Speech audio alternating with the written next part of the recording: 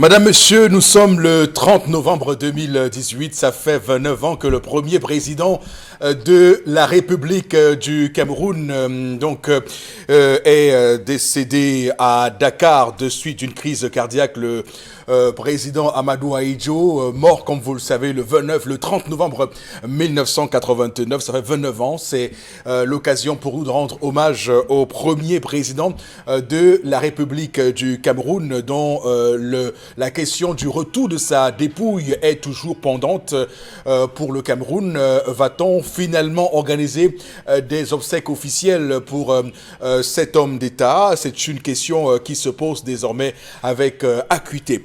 On va surtout ce matin parler de ce débat sur la suppression du Sénat qui bat son plein en France avec le mouvement spontané Les Gilets jaunes qui rencontre ce jour le premier ministre français Édouard Philippe pour soumettre donc leurs revendications politiques.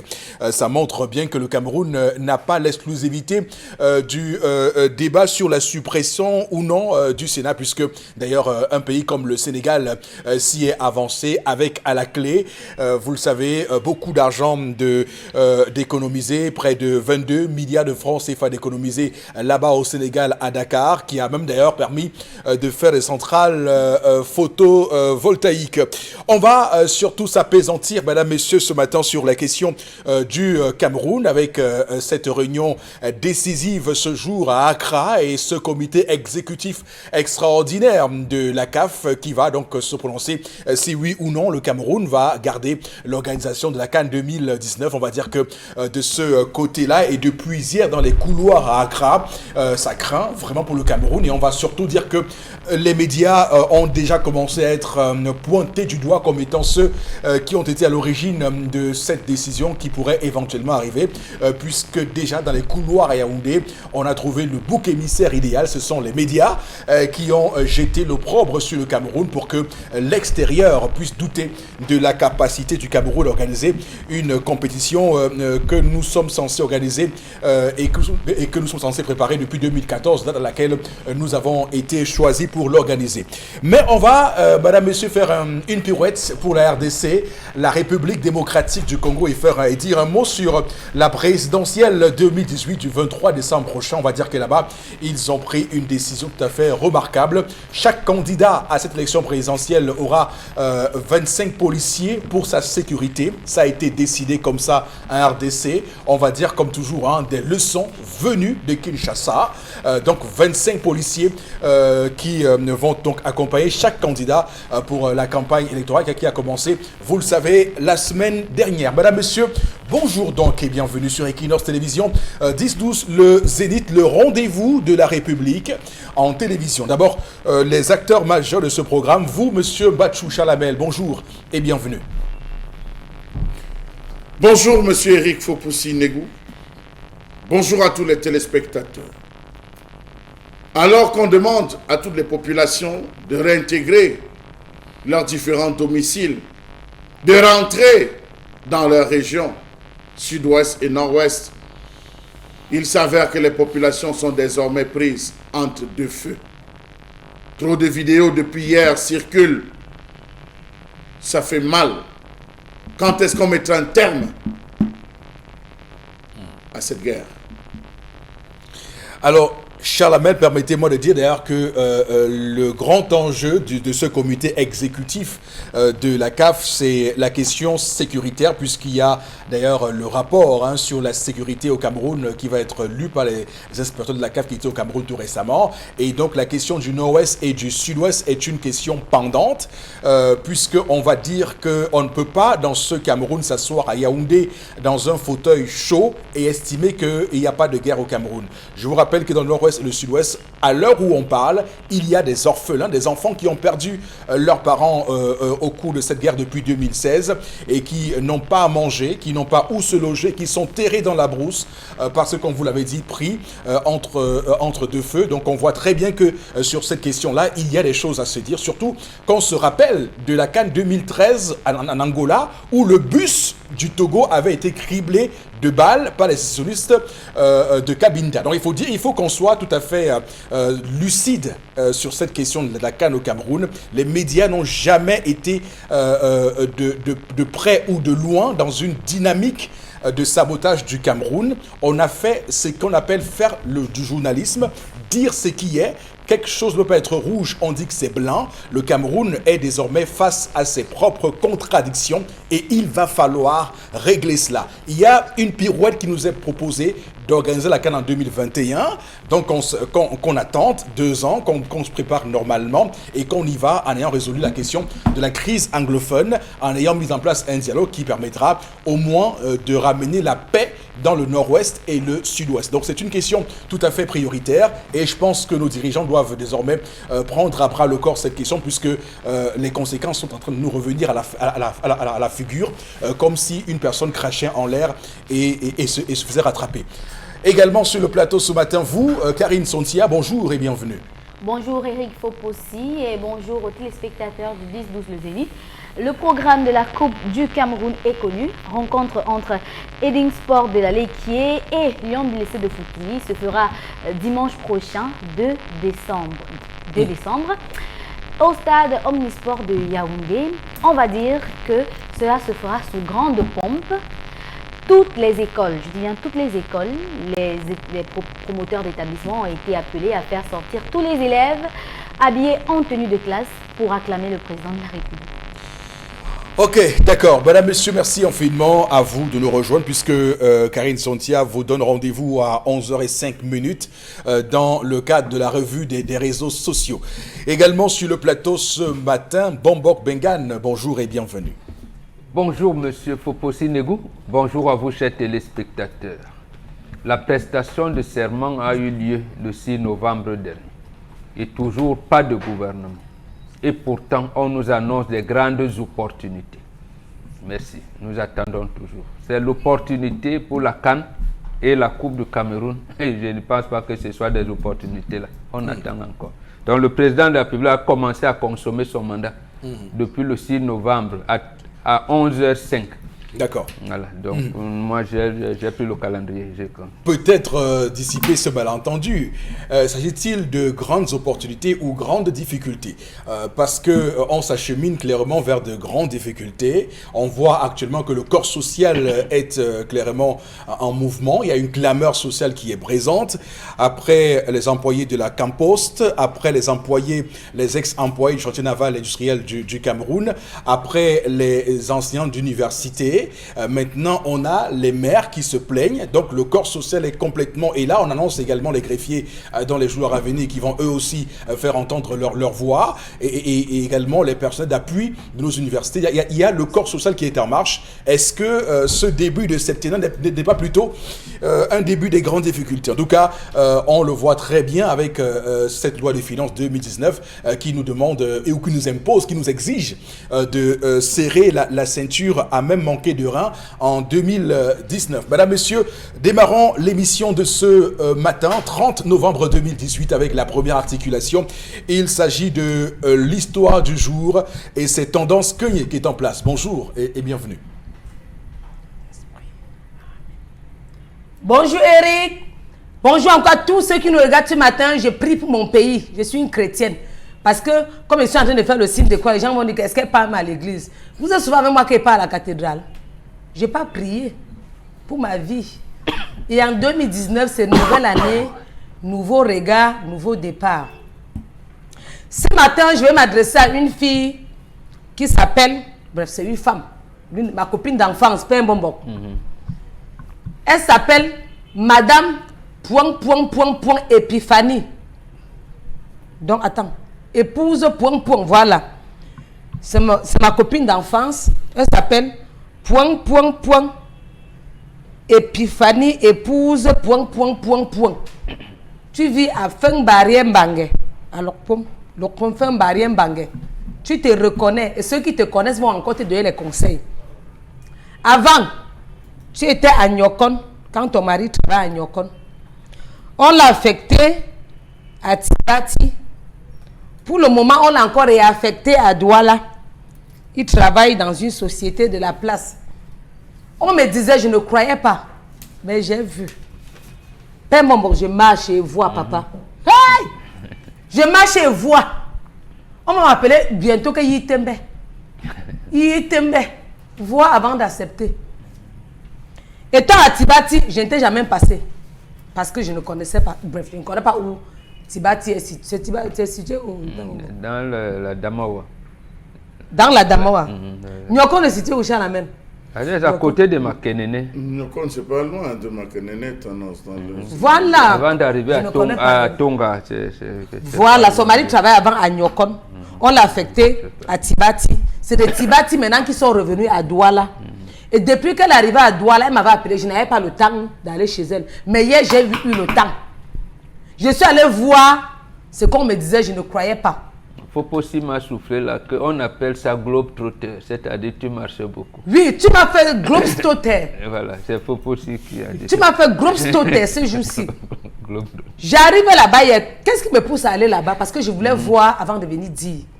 J'ai dit que pour juger les problèmes, mais pour gérer mes problèmes, ou encore pour parler de vos problèmes, je vais chercher à voir avant de venir parler de ça. Ta grande soeur, Madame Veuve, point. Nous, on l'appelle Ma Sarah. Bref, ceux qui connaissent. Non, elle connaît. Elle nous regarde. Ma Sarah, qui est l'aînée de votre famille, tu as grandi chez elle après la mort de votre maman. Elle dit qu'elle t'a éduqué, élevé. Mais ce n'est pas l'éducation là qu'elle attendait de toi. Qu'elle attendait un lendemain meilleur. Voilà le vrai mot. Voilà le long français qui est sorti. Elle me dit que tendance, ma fille, j'attendais un lendemain meilleur de ma fille. Mais aujourd'hui, je me rends compte que j'ai faussé.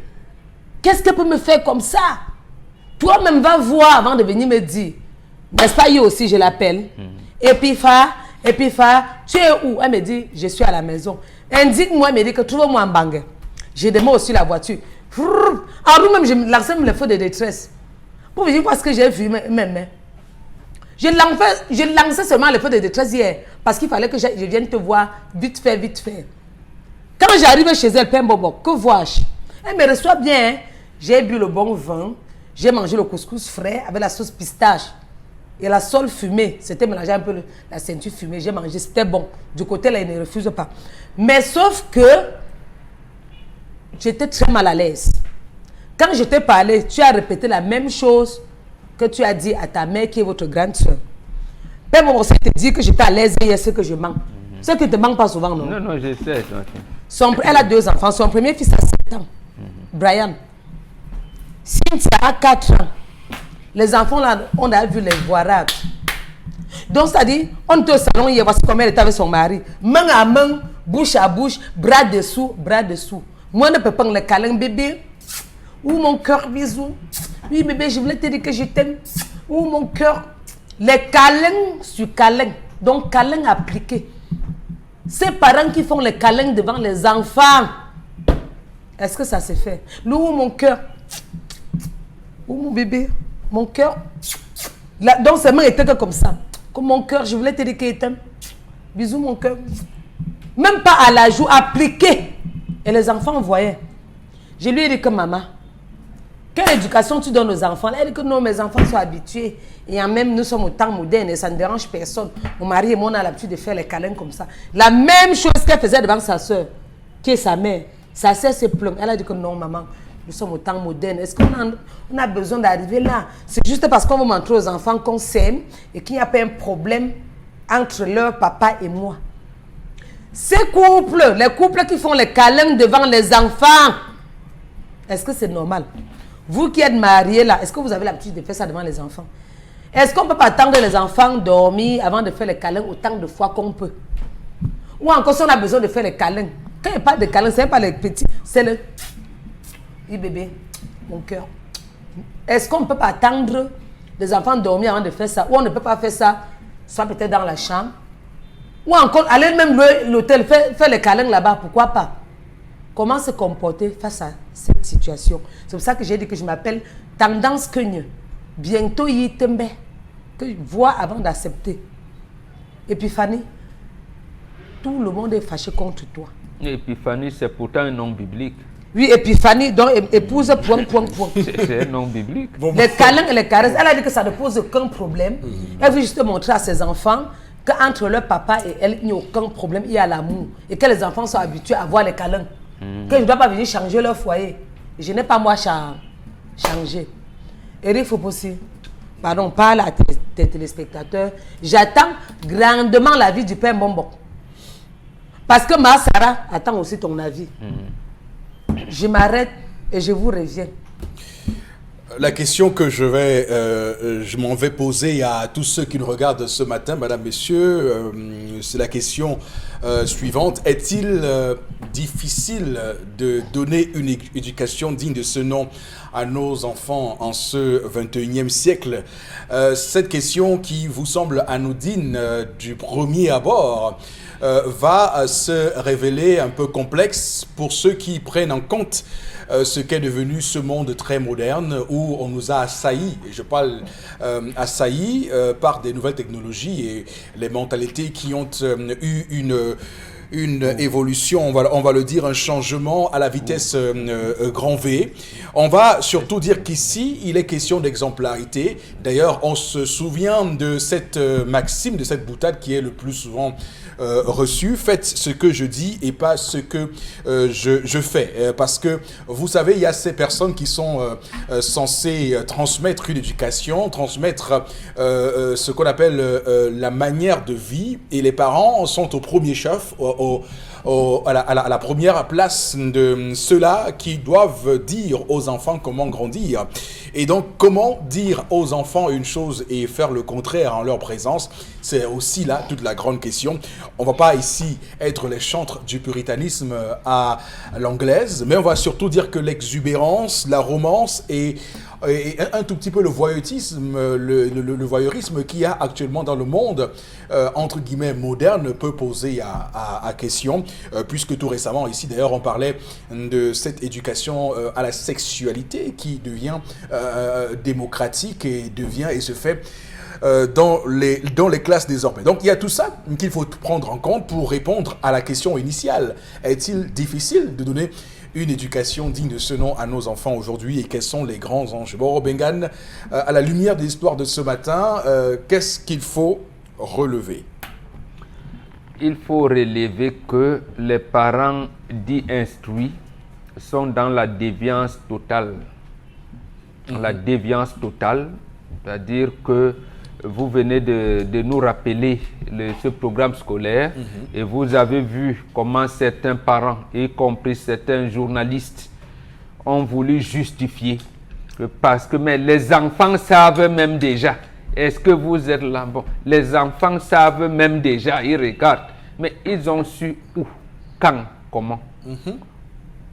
Et à ce moment-là, les parents, ils ont fait comme si ça ne les concernait pas. Au lieu de dire, mais nous apprenons ça déjà à nos enfants à la maison. Voilà dans quel logiciel vous vivez aujourd'hui.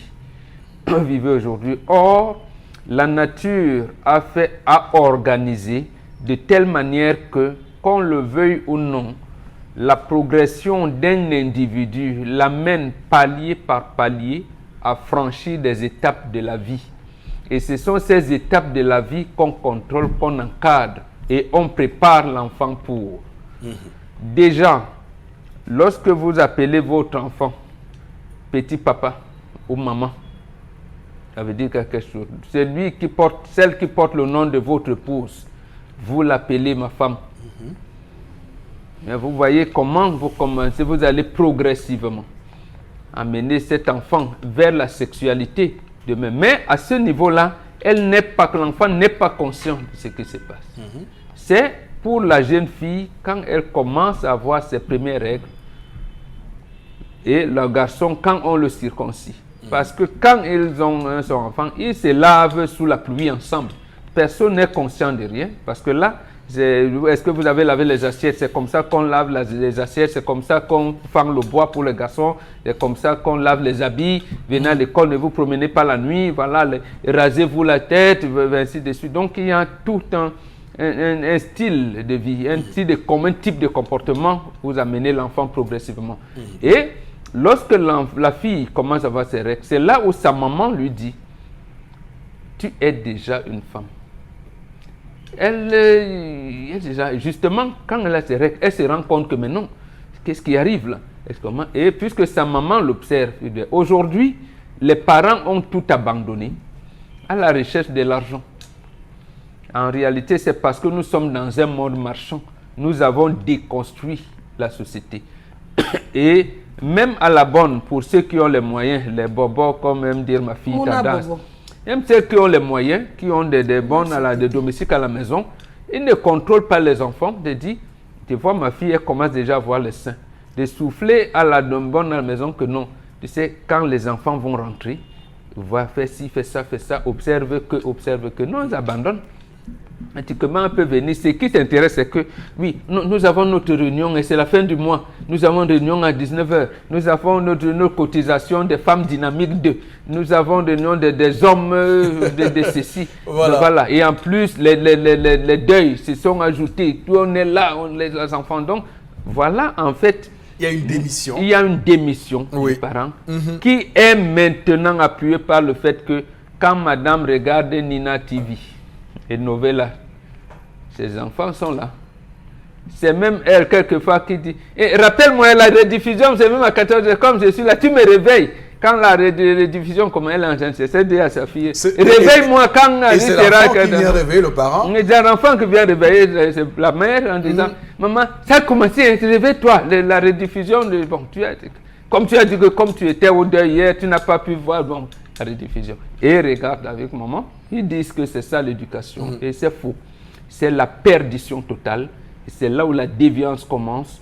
Et c'est là où nous sommes, malheureusement. Et le résultat, on le voit voilà, et chaque vous dites, jour. moi je suis instruit. Oui. Je suis instruit. D'accord. Je suis docteur en doctorat de ceci. Voilà. D'accord. Les B.A.B.A. de ce qui vous a mené là, vous êtes complètement délabré.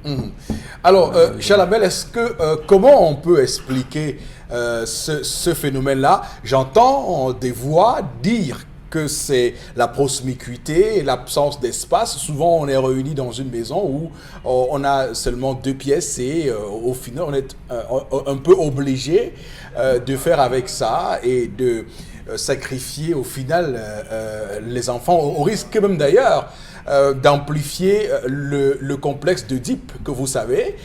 Mais vous dites quoi par rapport à ce type d'argument avancé de plus en plus de la part des citoyens camerounais qui lisent cette question à la difficulté de logement décent pour notre pays? Monsieur Eric Fopoussi, en aucun moment, Tendance nous a dit qu'elle était à l'étroit. En aucun moment, elle nous a dit qu'elle était assise et elle était obligée de porter les enfants. Je crois, monsieur Eric Fopoussi, que c'est la frustration. La frustration liée à la copie de l'occidentalisation, monsieur Eric Fopoussi. Voilà une femme qui s'est dit que, en disant mon chou, mon cœur, mon trésor, mon amour, les bisous, l'homme ne va plus sortir. Voilà ce quoi elle se bat en disant, pour moi, c'est ma preuve d'amour. Alors qu'on a une bombe qui disait, vraiment la femme qui dit me connaître, qu'elle me respecte, j'adore la lecture. Véritablement son mari. Point d'interrogation. Monsieur Eric Fopoussi, de 0 à 10 ans, l'enfant est un esclave. De 10 à 20 ans, l'enfant est un disciple. De 20 à 30 ans, l'enfant est un ami. Et de 30 à plus, vous devenez un conseiller pour l'enfant. Lorsque vous prenez de 0 à 10, l'enfant est comparable à une feuille vierge sur laquelle on macule des mots. Une feuille vierge sur laquelle on transcrit. Monsieur Eric Fopoussi, ils sont en train de transcrire un ensemble d'attitudes, un ensemble de comportements, un ensemble d'actions que les esclaves vont répéter ou par la maison, avec l'enfant du voisin, avec le cousin, avec la cousine, avec sa petite sœur, jouant à papa et maman. Mon cœur, mon chou, mon trésor. Et vous, les parents, vous serez les premiers à ressortir sur cet enfant avec la chicotte en disant « Qui t'a dit de nous imiter? Qui t'a dit de faire ceci? Ah, vraiment, les enfants d'aujourd'hui, alors que c'est vous. » Je vais plus loin. Pendant que vous êtes en train de manipuler votre téléphone, vous avez un enfant à côté que vous dites naïf, de 0 à 10 ans. Il bûche jusqu'à connaître votre mot de passe. Lorsque vous vous endormez, il prend une étape. Il sait. Malheur à vous si vous avez laissé des choses dans la galerie vidéo. Il se délecte, monsieur Eric Fopoussi. Plus que vous, il se délecte. Il voit ici dans les commentaires à l'école. Donc, monsieur Eric Fopoussi, nous avons affaire en face de parents qui sont irresponsables, qui mériteraient d'être amenés dans un commissariat, recevoir 50 coups de fouet, ressortir de là, amener dans un poste de gendarmerie, recevoir 100 coups de fouet, ressortir de là et jeter au parquet, dans les cellules du parquet, où ils feront 2 semaines avant de réintégrer le chez eux, monsieur le Fopoussi. Donc, nous sommes dans une configuration de parents qui ne savent pas où ils vont, ce qu'ils veulent. Ils sont en train de détruire les enfants. Alors, vous allez entendre les enfants dire mon chou, mon cœur, et ça s'entend dans les quartiers.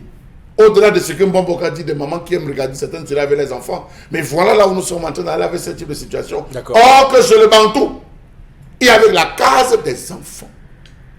Pour un certain âge, il y avait la case des femmes. Lorsque les enfants passaient certains rituels, on les changeait de case pour les amener dans la case des garçons et dans la case des filles, où elles étaient sous la supervision et la surveillance d'une matriarche qui les préparait à devenir des femmes, monsieur Fopoussi. Mais hélas... L'organisation a été désorganisée. Hélas... Tout ça a été désorganisé par ce crime contre l'humanité qui a été la colonisation et avant ça l'esclavage. Oui, on le dit sur ce plateau, on l'assume, la colonisation c'est un crime contre l'humanité. Nous on le pense et c'est ça. Beaucoup vont se dire pour faire des grandes plaidoiries. On va poursuivre avec vous, Karine Sontia. Qu'est-ce que vous dites de l'histoire de ce matin? Alors j'observe une famille, un couple qui vit dans les nuages et qui oublie qu'autour de lui, il y a des enfants. Il y a des attitudes qu'on adopte en fonction de notre entourage. Votre enfant est certes le fruit de vos entrailles, mais c'est aussi votre entourage, c'est l'environnement. C'est-à-dire quoi? Ne fais pas à autrui ce que lui, s'il te fait, tu vas pas accepter. C'est un enfant à qui, devant sa sœur, un garçon et une fille, vous vous amourachez. Mais ça, les deux sont de sexe opposé, ils vont essayer entre eux parce qu'ils ont vu que vous êtes de sexe opposé. Il y a des parents qui en fait, on peut comprendre si vous vous amourachez ainsi et que vous avez votre maison, vous avez votre appartement à vous, dans votre chambre et tout. Mais si c'est au vu et au su de tous, des passants, des visiteurs, des enfants et tout ça, qui ne sont forcément pas des gens de votre famille ou encore des personnes en âge d'adopter une certaine attitude en fonction de ce qu'ils vivent, ce sera très compliqué pour eux de digérer la situation. Voilà des enfants qui sont exposés à certaines attitudes sexuelles alors qu'ils n'ont pas encore l'âge de passer par là. Un enfant de 7 ans ou encore de 4 ans qui voit son papa et sa maman s'amouracher à tout moment, vous pouvez faire un bisou en partant au travail à votre femme et tout, et ça passe. Mais pas que vous vous amourachez dans le canapé devant vos enfants comme si c'était... C'est pas des adultes, il faut quand même maniérer certaines choses. D'accord. Ok. Tendance, c'est également à toi pour l'histoire de ce matin. On va également dire que sur ce plateau, tout le monde abonde dans le même sens. On appelle ça le Kingo Mentochom. Le Kingo Mentochom. Oui, vous pouvez vous embrasser, vous amouracher, mais devant les enfants, c'est pas bon. Nous sommes un vendredi. Envoyez les enfants un week-end, pourquoi pas? Vous restez pas derrière, faites ce que vous voulez. Pas que tu peux donner une bise, oui, c'est vrai. Les enfants peuvent être là, tu donnes la bise, peut-être à la joue. Que chérie, qu'est-ce que tu es belle, belle coiffure, c'est bon. Mais être là à caresser, parce que les enfants sont habitués là, c'est vouloir dire aux enfants de pratiquer ça avec leurs amis à l'école et qu'on vous convoque. Et le genre là, c'est parce qu'à l'école, l'enfant peut même laisser sachant que non, c'est ma soeur. Ou encore l'autre dit que non, c'est mon frère. À l'école, les amis vont pas être en sécurité. Les enfants vont intoxiquer tous les enfants de l'école et on va vous convoquer. Quand on va te convoquer, tu vas aller répondre quoi à l'école? Les maîtresses sont en arrière. Non, parce que toute la société est dans cette déviance. Quand l'enfant va arriver à l'école, l'enfant va pas son ami. On va dire, tu as vu qui fait ça? J'ai vu maman faire. L'autre va aller faire ça peut-être à son frère à la maison. Tu as vu qui? Mon ami tel a fait à l'école. Donc ça devient comme une maladie contagieuse. C'est pas bon. Oui, nous sommes au temps moderne, on ne refuse pas. Mais pour l'éducation de nos enfants fantômes qu'on accouche, c'est pas que vous insultez. À nous, juste on accouche des enfants sata. Les enfants sont curieux au point où est un bonbon. Je les insulte pas. Donc, si une personne me dit les enfants sata qu'on accouche aujourd'hui. À l'époque, les enfants étaient plus curieux que ceux de maintenant. Mais à ce fois, ça seront les envoyer chez la grand-mère. La grand-mère qui n'avait plus froid aux yeux disait tout aux enfants, donnait les noms et cultivait. Lorsque les enfants venaient poser les questions aux parents à la maison, les parents savaient que la grand-mère avait fait son travail. C'était organisé, tendance. Aujourd'hui, nous sommes dans une désorganisation. Oh mon Dieu. Non, maman, papi m'a fait mimi. Ouais, maman, Julien m'a fait mimi. Qui a fait? Papa et maman ont aussi fait. Ah, il y a un mot. Pourquoi vous voulez me tuer avant le jour? Je vais vivre pour longtemps. Ma tension n'est plus bonne. J'ai appelé mon cardiologue et il me dit fais attention. Tout ça à cause de vous. Laissez-moi vivre un peu. D'accord. Je vais voir 2019. Qu'est-ce qu'il y a que, même où j'ai dormi le sommeil, on m'appelle, je ne vais pas voir le mamie Ouattara.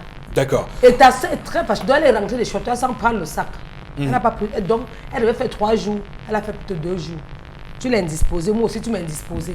Très bien. Arrange ça vite. Quand 2 ou 3 personnes commencent à te porter critique, il faut revoir. Merci. C'est pas bon. On va lire quelques messages avec vous, Karine Sontia. Le couple pense qu'il est moderne et romantique. Non, plutôt, ils sont en train de traumatiser leurs propres enfants. Comme il dit le dicton, tel père, tel fils, les enfants le feront pareil quand ils en auront l'occasion. Sylvain Chouamé qui nous écrit ce matin. Alors, par rapport à l'histoire du jour, je pense que les parents sont irresponsables. Ils peuvent trouver autre chose pour montrer leur amour, comme ils le disent aux enfants. Michel Obili qui nous écrit. Michel Obili. Oui. À Yaoundé. D'accord. Nous commençons par mourir lorsque nous gardons le silence devant des faits graves. Cette femme est une abonnée des telenovelas et par conséquent, elle n'a rien d'une vraie femme bantou. Moi, j'ajoute qu'elle doit être excommuniée si elle est chrétienne. Et je pense que l'homme est quasi inexistant dans ce foyer. Vraiment, c'est grave. Dayou, depuis Yaoundé, qui nous écrit ce message.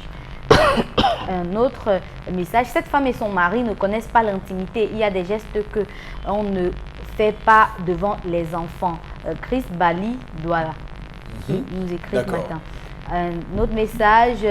Alors, pour l'histoire du jour, c'est ce genre d'éducation qui fait en sorte que l'on voit les enfants de 14 ans, 15 ans s'amouracher sans aucune pudeur en route et même au vu et au su des parents qui déambulent.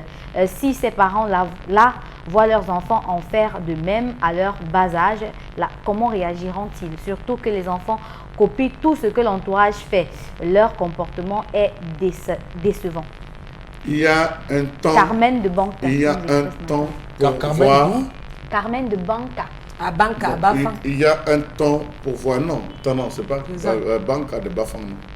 J'ai dit Banca, c'est à Bafang. Banca. Non, Chalabé, Ne dites pas Banca. ça c'est un gros débat. Banca. Oui, c'est pour ça que je précise. Non, en fait, Banca, non, ce n'est pas. on dit Banca. Oui. Du Haut-Cam. Non, Monsieur Chalabé, Fopousi, ça c'est un faux. non, c'est pas ça le débat. Quand vous dites Banca de Bafang, c'est que c'est Banca est un quartier de Bafang. Non, monsieur Non, Fopousi. Chalamel. Banca de Haut-Cam. Non, mais Chalamel, vous avez Merci. absolument raison. Merci. Vous avez Merci, absolument Chalamel. raison. Mais pour que les gens comprennent bien d'où nous écrit notre téléspectateur, c'est mieux de dire Bafang parce que le commun des Camerounais connaissent Bafang. Monsieur Eric Fopousi, Banca de Haut-Cam. Maintenant, expliquez du Haut-Cam. Allez-y. Oui, vous vouliez faire une précision, n'oublions pas. Oui, je voulais dire, monsieur Eric Fopousi, que la télévision aujourd'hui est devenue l'un des acteurs. La télévision et le téléphone sont devenus les acteurs de perdition des enfants. Oui. C'est-à-dire que vous avez des parents qui, lorsqu'ils rentrent du travail, au lieu de regarder les journaux télévisés, les parents se retrouvent à regarder des séries avec leurs enfants où il y a certaines scènes. Vous avez des parents qui, lorsqu'ils passent le week-end avec les enfants à la maison, se retrouvent à zapper les chaînes de films, regarder des films où il y a certaines actions érotiques qui sont posées. Je pense, monsieur Eric Fopousi, si nous, aujourd'hui, nous avons pu réussir, c'est parce que on nous ouvrait la télé d'une certaine... Encore à l'époque, lorsque la télé venait d'arriver, les premières télévisions Colibri, avec les télé Colibri, il y avait une heure où on ouvrait la télé, il y avait une heure où on fermait la télé. On savait que les dessins animés, c'était généralement 18h, 18h30. Les enfants avaient cette latitude après avoir appris de regarder la télé. Et après, basta, les enfants disparaissaient. Ils n'étaient plus au salon. Donc, je pense qu'il faut retirer les télévisions des enfants, sans toutefois manquer de continuer l'éducation, retirer. Et cette autre affaire d'Internet, où je peux vous assurer, parcourez la toile, vous allez vous rendre compte que c'est des jeunes filles de 12 ans, des jeunes filles de 13 ans, des jeunes filles de 14 ans qui postent des photos à des allures provocatrices et on assiste à ce qu'on est en train d'assister. Donc, vivement que les parents reviennent, que les pères, les chefs de famille reviennent à la rigidité en termes d'éducation et que d'instruction et que les mamans s'attellent véritablement à éduquer leurs enfants. D'accord. Un message, voilà, comme Charlemagne le dit souvent, où est passée la tradition bantou? Cette femme est vraiment grossière vis-à-vis de ses enfants. Là-dessus, c'est sa nourrice, voilà. D'accord. Ok, Bantou merci. qui nous écrit depuis Bonabéry. Depuis Bonabéry. On va, madame, messieurs, vous remercier de rester fidèles sur Equinox Télévision. L'émission que vous regardez, c'est bien le 10-12 Le Zénith. C'est donc du lundi au vendredi de 10h à 12h, comme son nom l'indique. Voici la colère de Charlamel.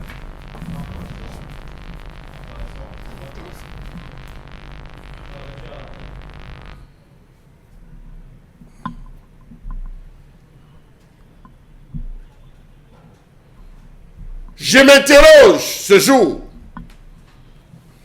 sur la question du traitement des étudiants de l'École nationale des eaux et forêts du Cameroun, en abrégé ENEF et NEF. Je m'interroge sur la question de leur traitement. Comment sont-ils traités? De leur formation, comment sont-ils formés? Quel est le regard des ministères en charge dans cette affaire de formation de nos enfants-là? Quel est le regard du ministère des Forêts et de la Faune? Oui, je m'interroge. On forme même ces enfants-là où? Dans quoi? Pour quelle finalité? Ah, vraiment. Savez-vous que l'École nationale des eaux et forêts fait face ce jour à de grosses difficultés du genre constante tension de trésorerie, vétusté des infrastructures, déficit d'enseignants et lourdeur dans les procédures de démarrage de certains projets? Oui, ces gars-là nous aident. Ces enfants sortis de ces écoles, ceux qui ont reçu une formation paramilitaire. Oui, c'est ça l'essentiel de leur formation, ils nous aident. Savez-vous que le ministère des Forêts et de la Faune est l'un des ministères les plus riches de ce pays? Savez-vous ce que vivent nos enfants dans cette école qu'on appelle les neufs? Que dire alors de ceux de l'école des eaux et forêts d'Afrique centrale? Non, ou mieux, les centres de formation professionnelle au métier de la foresterie de Bafoussam. Comment comprendre qu'après la formation des étudiants, les étudiants nantis de diplôme soient obligés d'errer dans les quartiers comme de vulgaires bandits avec le souvenir d'une formation hautement remplie? Comment comprendre qu'avec tout le budget à leur charge, ils soient incapables de prendre ces étudiants en charge une fois l'école achevée? Vraiment, monsieur le ministre de la Faune et de la Forêt, ou des Forêts et de la Faune, dis-nous. Tous les budgets qui sont engagés, comment ces enfants ont de la peine à être considérablement formés? Comment comprendre la multiplicité de problèmes du genre? Absence d'Internet, où l'école se retrouve branchée à un cybercafé via un réseau Internet privé de la ville. Et vraiment, l'infrastructure d'une manière générale laisse à désirer, contenant et contenu. Le matériel didactique est trop ou plus que souvent hors d'usage. 73% des équipements de l'atelier d'affûtage sont en état de non de fonctionnement. À cela s'ajoute l'obsolescence de plus de 95% des équipements qui, depuis 1949, n'ont jamais été remplacés. École des eaux et forêts. Le personnel enseignant est vieillissant. Cette situation est alarmante. Dans certains collèges et lycées même, permettez-moi de le dire. L'analyse est tendance à montrer, oui, que ça ne va véritablement plus. Il faut faire quelque chose pour nos gars, pour nos fils, pour nos frères, pour nos aînés qui sortent de ces différentes écoles. Les budgets de fonctionnement sont insignifiants par rapport aux besoins. Savez-vous que dans ces écoles, les enfants souffrent de famine et que les plus courageux sont parfois obligés d'aller voler dans les champs? Si champs il y a. Savez-vous que dans la majeure partie des cas, lorsqu'il arrive qu'on lance le concours d'intégration, ce sont les petits frères d'eux, les enfants d'eux, les cousins d'eux, les enfants des boss qui occupent les places privilégiées, même là-bas. Vraiment. Enam, c'est vous. Enya, c'est vous. Eric, c'est vous. Même Eaux et Forêts, c'est encore vous. Comment comprendre que le corps des agents des eaux et forêts de ce pays n'ont pas de statut conforme? Dites-moi, tout ce qui met au front, met au nom de quoi et de qui? Les braconniers qui abattent les agents des eaux et forêts tout le temps, tous les jours. Vraiment. Laissez pour compte. Qu'a-t-on fait des familles de tous ceux-là qui ont été assassinés au front? Tous ceux qu'on a abattus dans les forêts de l'Est, du Nord et de l'extrême Nord. Comment comprendre que l'État lance chaque année des concours de la gendarmerie et police et rien dans le secteur des eaux et forêts? Les qui même travaillent dans ces ministères? Les qui? Monsieur Foposi. Voilà qui est dit ce matin, les 9 écoles nationales des eaux et forêts de Mbalmayo, et on peut évidemment élargir à l'école des faunes de Garoua ou l'école nationale des eaux et forêts de Bafoussam et d'autres encore sur l'étendue du territoire national, mais surtout se demander clairement comment on peut laisser une telle école dans ce délabrement et dans cette situation de misère et de souffrance que vous développez ce matin, monsieur Bachouchar Lamel, mais également aussi ne pas oublier les concours d'entrée dans cette école où il y a bien des choses qu'on peut reprocher à nos dirigeants, mais j'aimerais surtout à votre suite, Lamel, ici m'interroger sur ce que font ces gens qui sont sortis de cette école nationale des eaux et forêts. Il y a les ingénieurs des travaux des eaux et forêts qui sortent de là. Il y a des techniciens supérieurs des eaux et forêts qui sortent également de cette école. Il y a les agents des eaux et forêts qui sortent de là. On a, à un moment donné, cherché à comprendre effectivement leur efficacité sur le terrain, puisque dans un pays comme la France, c'est une question très importante, puisque vous verrez là-bas le terme éco-garde, et le terme éco-garde est tellement bien employé là-bas que vous sentez qu'il y a derrière une vraie politique, il y a quelque chose qu'on recherche derrière. Mais au Cameroun, donc, on se rend bien compte qu'il y a beaucoup de choses qu'on peut dire. Et sur le volet de l'emploi, on peut aujourd'hui s'inquiéter et fustiger le fait que ceux qui sortent de là, ce n'est pas toujours, et surtout, on va le dire, sans coup férir, ce n'est pas toujours une affaire facile, puisque généralement le chômage les guette. Alors, bon, Bengan, sur la question de cette école nationale des eaux et forêts dont on parle ce matin, qu'avez-vous à dire? Je voudrais dire que nous avons les eaux. Je pense que chaque département du Cameroun a le nom d'un cours d'eau. Vraiment. Et il me semble également que nous avons une forêt très dense. Mais il me trouve quand même que se trouve incongru que nous avons autant d'eau, autant de forêts, et qu'on dise qu'on a formé des gens et ils n'ont rien à faire. Puisque les seuls faits d'armes qu'on nous présente généralement, non, c'est que Mbombok a tué quelques pangolins et ramassé les tortues. Quand il était là, on dit qu'il est un grand braconnier. Terrible, c'est ça. Et pourtant, la société SFID peut exploiter les forêts sans qu'on ne sache le nombre même de cubages, qui sortent, sans qu'on sache si on n'a pas, elle n'est pas allée au-delà de la zone de permis de coupe, si on n'a pas coupé des essences réservées. Mais on vient prendre mes tortues, les 3-5 pangolins que j'ai ramassés, et même les hérissons qui viennent manger mon manioc, on m'interdit de les voir. Et il faut les voir parce que c'est là où ils vont montrer qu'ils ont vraiment une formation paramilitaire. Et quand je leur dis, mais le hérisson finit mon charge de manioc, je fais comment? Ils ne répondent pas. Je dis, mais les porc qui vient, ils finissent mon charge de manioc, de maïs et tout, je ne peux pas manger. Risque de mourir l'année prochaine, je serai affamé. Je fais comment? Ils ne disent rien. Voilà. Ils disent, non, tu ne dois pas tuer les hérissons, tu ne dois pas tuer le porc. Ils sortent le cahier, animal protégé, regardez-vous. Voilà, et plus rien. Donc en réalité, je suis à votre suite pour dire que nous avons copié de l'administration française, mais nous n'avons pas su mettre un contenu. Et quand on parle de COGAR, nous on a dans chaque arrondissement, nous avons 360, il y a un poste forestier. Tout à fait. Chaque fois. Et c'est eux qui s'occupent, qui devraient s'occuper au niveau de l'arrondissement en question, la sauvegarde de la forêt par rapport à une orientation de la politique gouvernementale en la matière. Mais qu'est-ce qui se passe?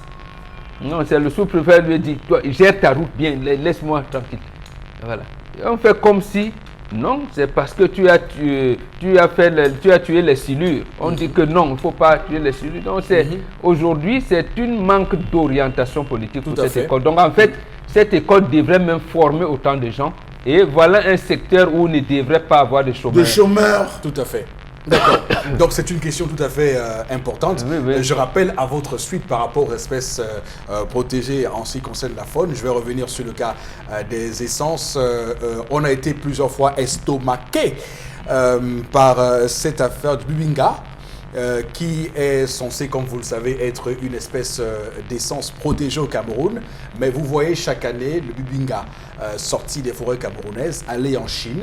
Je ne sais pas quels sont nos accords avec la Chine, mais il est quand même impensable qu'on en soit à laisser notre bubinga quitter le Cameroun avec autant de facilité et que personne ne lève le petit doigt. Donc c'était un petit coup de gueule que je souhaitais faire dans votre chronique Chalamel ce matin parce que attention, halte, on risque de perdre toutes nos essences Bubinga au Cameroun. C'est ce qui fait notre force. On ne doit pas laisser les gens venir piller nos forêts de cette manière. Il y a d'autres essences qu'on peut utiliser. Il y a le sapéli qu'on peut continuer à exploiter à foison. Je rappelle quand même le moabi qu'on laisse sortir, c'est un problème pour le Cameroun. Le bois de Padouk aussi, on peut à un moment donné accepter que ça puisse sortir, mais il y a quand même des essences qu'on doit laisser dans nos forêts et ne pas admettre que des gens viennent avec leur pouvoir financier et la corruption faire sortir ces essences de bois là du Cameroun. Une fois qu'on a dit ça, Charlamel, c'est à vous. Monsieur Eric Fopoussi, j'ai une question qui me taraude l'esprit. Quelles sont les spécificités, mieux les compétences des individus ou des fonctionnaires qui occupent le ministère de la faune et de la forêt? J'aimerais bien savoir. Pour que ces jeunes qui ont reçu une formation paramilitaire se retrouvent à errer dans les quartiers comme des bandits et des vulgaires. Des vigiles. Ben, merci, Kadin Sontia. Comment est-ce qu'on veut que ces soldats se convertissent en brigands, en terroristes ou en bandits de grand chemin?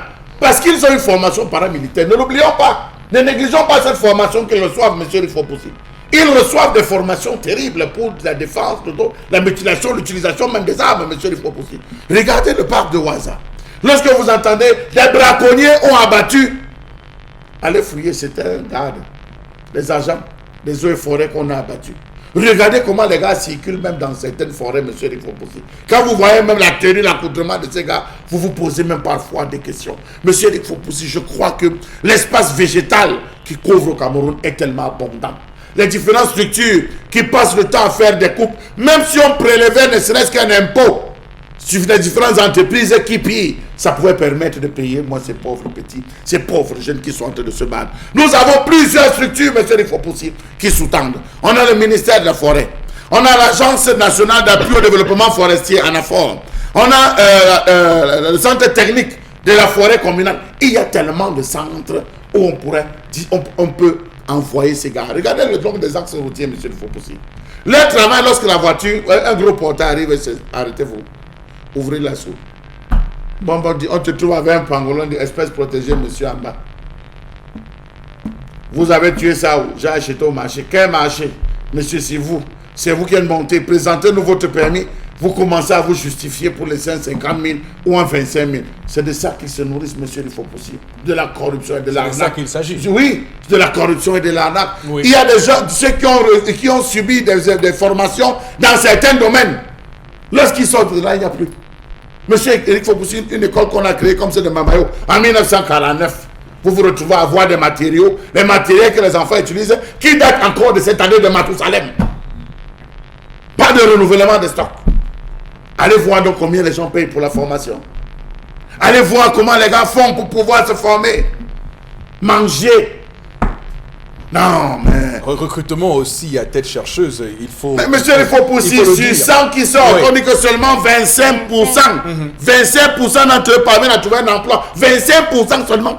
Et les 25% là même, si vous n'êtes pas capé et coté, vous êtes foutu. On les voit se balader. Ils sont pleins là qui sont arrivés. Et même il y a ici aux alentours de Kinos, vous dites que les gars, on est sortis des eaux et forêts. Nous voici qui chômons. On prend seulement 20, on prend seulement 30, on prend 40. Les ministères sont pleins de personnes, des professeurs de français. Les professeurs. Un professeur de français comprend quoi dans le bois, monsieur, il faut pousser. Les professeurs de mathématiques, ils calculent quoi sur le bois là-bas? C'est grave. C'est gravissime ce que vous nous dites ce matin, Charles Hamel. D'ailleurs, on le dit et on comprend pourquoi aujourd'hui le Cameroun est au cœur de tous ces gros scandales qui sont ces essences de bois protégées qui sortent du Cameroun. Permettez-moi d'insister parce qu'on est en train de décimer notre écosystème et on ne peut pas accepter qu'on le fasse comme ça parce que justement ceux qu'on devait recruter pour assurer ce travail de résistance, on ne le fait pas et on laisse, comme on vous l'a dit, la charge à des professeurs de français qui, au lieu d'être dans les salles de classe pour enseigner le français, parce qu'ils ont été formés pour ça justement, sont en train de voir si... Non, ils parlent le français au bois. Ok, tout à fait. Alors, Karine Santia, ce que je voudrais ajouter, quelle est votre lecture? Oui, c'est la grande célébration qui se fait souvent autour des braconniers qu'on arrête. Donc, en fait, on a l'impression que eau et forêt n'existe que lorsqu'on a déjà arrêté un braconnier. En dehors de ça, on ne protège pas la forêt d'une autre manière.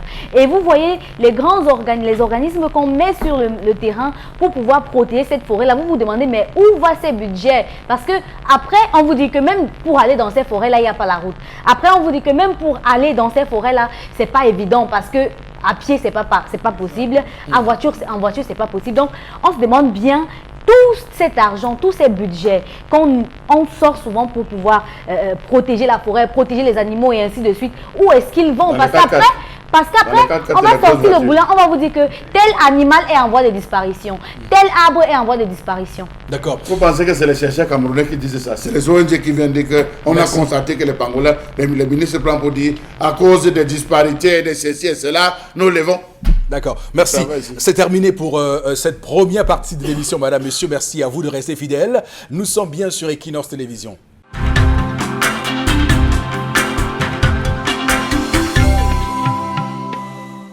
Ce plateau, madame, monsieur, pour cette deuxième partie de votre magazine 10-12 Le Zénith. Nous sommes le 30 novembre 2018. Nous sommes donc à 29 ans déjà de la mort de Amadou Ahidjo, le 30 novembre 1989. Donc on en parle encore ce matin pour rendre un hommage mérité au premier président de la République du Cameroun. On va, pour cette deuxième partie de l'émission, commencer avec les messages que vous nous envoyez, madame, messieurs, pour réagir au sujet que nous avons développé depuis 10 heures ce matin. Allez-y, Karine Santia. Savez-vous que pour le concours d'intégration de cette année, on a pris 5 ingénieurs, 5 techniciens supérieurs, 10 techniciens et un agent technicien. Ça fait combien? Il faut qu'on compte là. Ça fait maximum 5 plus ça fait 26. 26. Sur plein de 200 et poussières. 26. Ouais. C'est du menu fretin, comme qui dirait. Ça ne représente rien. Là. 26 personnes, c'est pour nous insulter. Ce ministère a l'argent.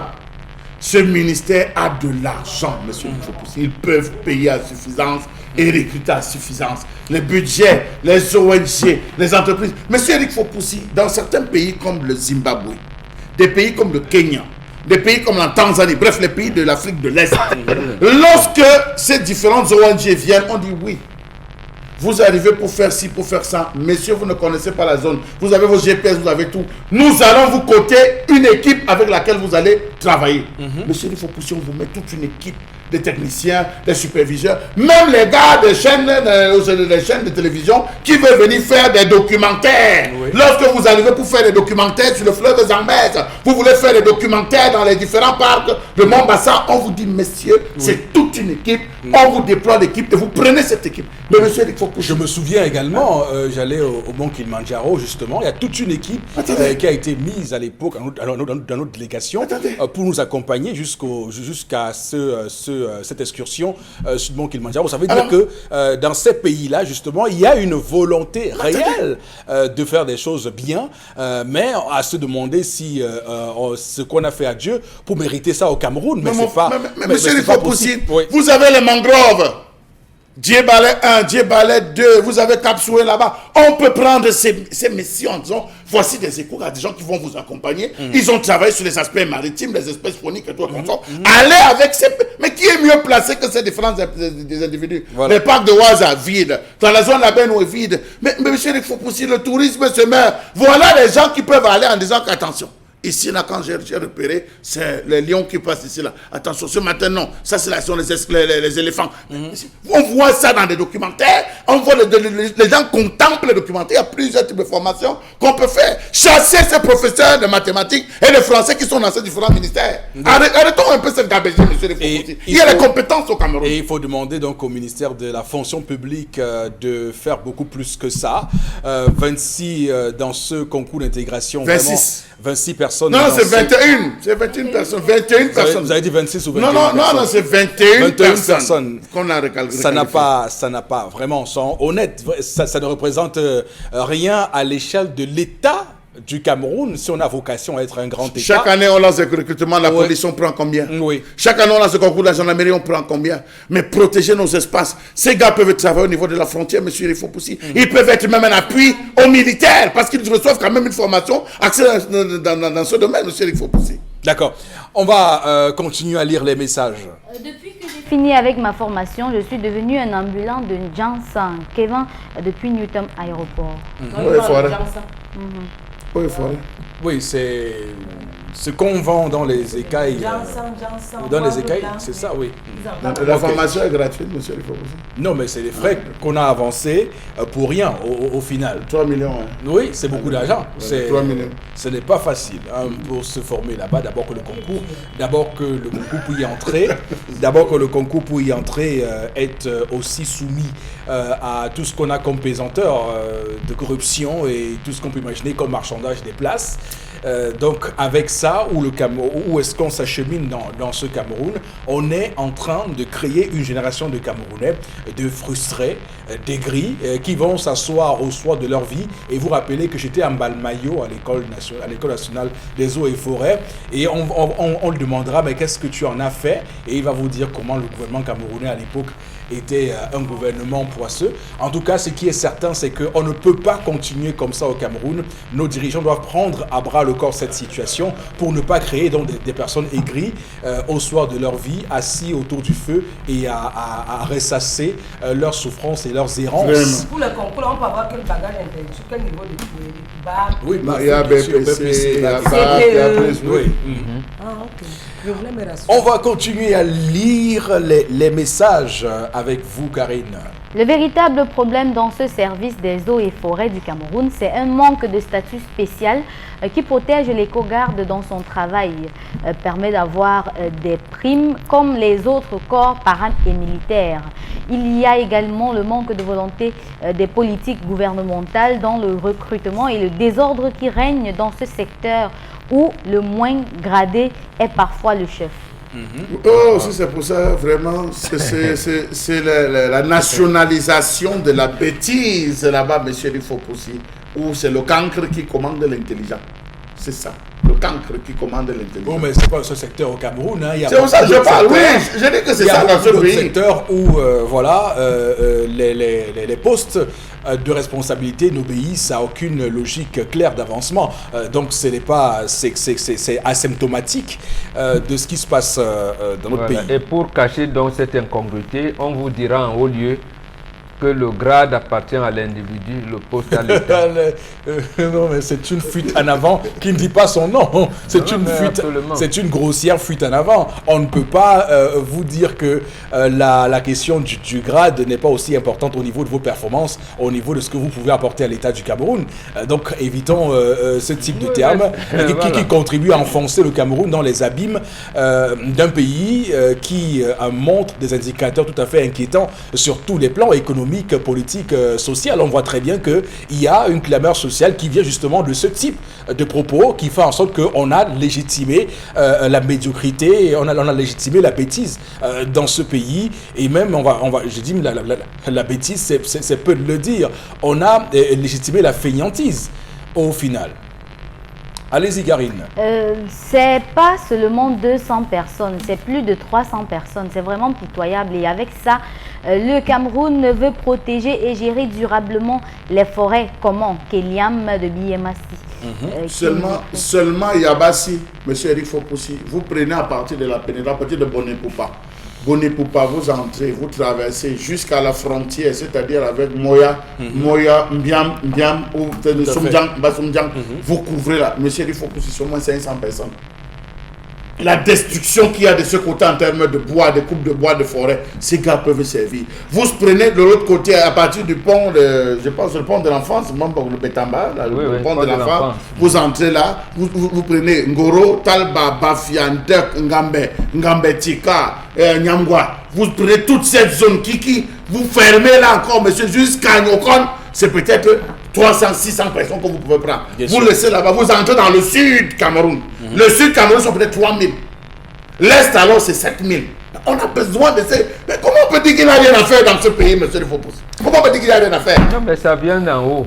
Les 700 millions qu'on a de nos autorités administratives, les 2 milliards en termes de véhicules qu'on a donnés, mais on peut, monsieur Fopos, Charles Hamel, l'Assemblée nationale a revu les dispositions qui réorganisent le Conseil économique et social.